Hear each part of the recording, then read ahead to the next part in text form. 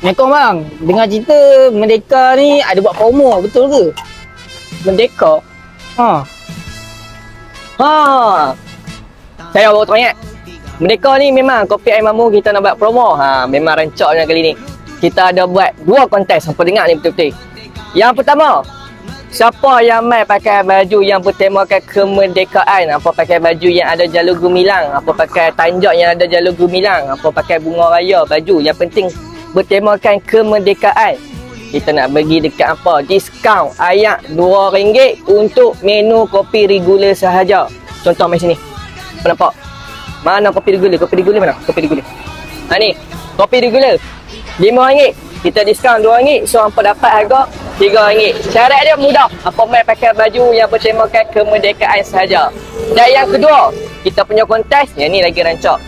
Siapa yang lahir ataupun beranak 31 Ogos, dengar lah, 31 Ogos hampa beranak tarikh tu, hampa layak dapat ayak free 1.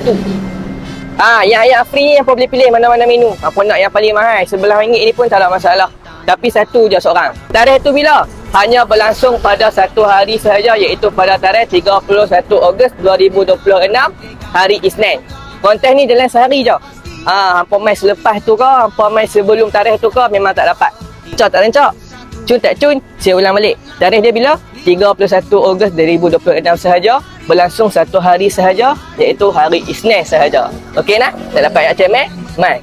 Dekat Kopi Ais Mamu ikat tepi, semua cawangan berhampiran hampa.